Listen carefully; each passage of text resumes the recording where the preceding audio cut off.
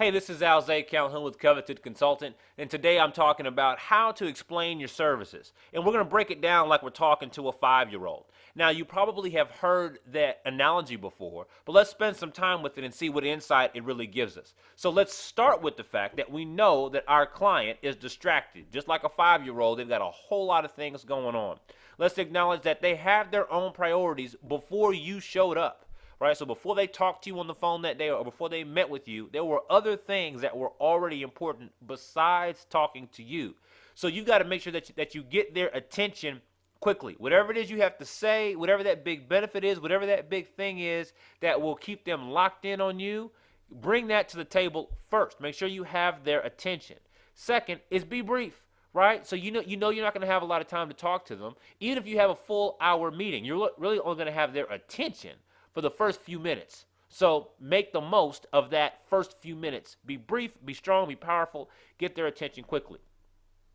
Next major point here is simplify the concept. So like a 5-year-old, there are big words that a 5-year-old just can't understand yet. They haven't learned them and their brain really can't handle it yet.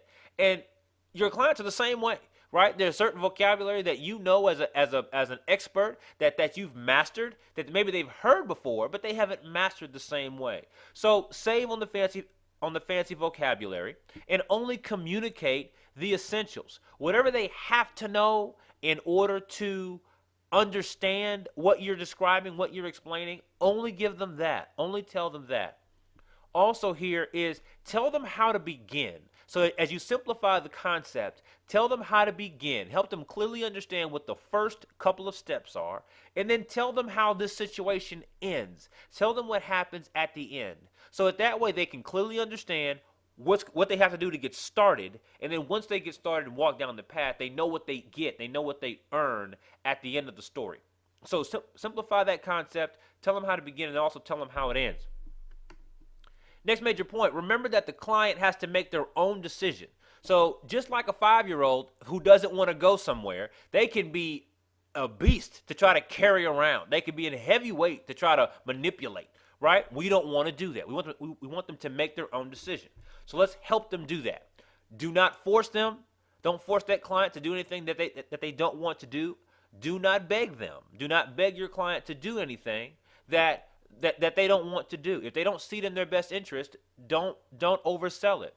Be careful of your incentives. Just like a 5-year-old, whatever you tell a 5-year-old, you better own up on that. If you promised ice cream, fun time, slides, to go see a friend, play some video games, whatever you promised that 5-year-old, you better keep the promise, or you're going to have pain at the end of the story. Same way with your clients. Whatever promise you make on the front end, you better own up to that promise. Be careful of the incentives that you provide. Also, don't whine, right? If they say no, then the answer is no. If they say yes, take the yes and keep moving. But there's no need to whine and provide all this additional information on why things are the way they are. Your client doesn't care, and that 5-year-old doesn't care, right? If they say yes, it's yes. If they say no, it's no, and keep moving. At some point, simply stop asking the question. So there's always a place in the conversation where you understand if your client has interest or not, or that 5-year-old has interest or not. And once you have a sense of that, stop talking. There might be more to say, but even if there is more to say, that client or that 5-year-old has already decided. And if you know they've already decided, then simply move on.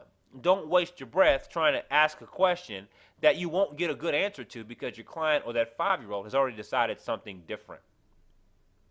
Last piece here is, a 5-year-old will do anything that sounds fun, and your clients are the same way.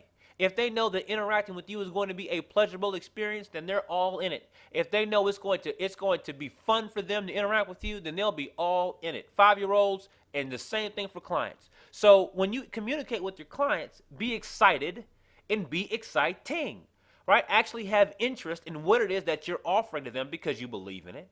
And then be exciting. Make that interaction with that client a pleasurable experience. Make it a fun experience. Be benefit driven, right? It's got to sound like fun. So whatever they get to experience, whatever they get exposed to, be honest. Tell them the truth. Put it all up front.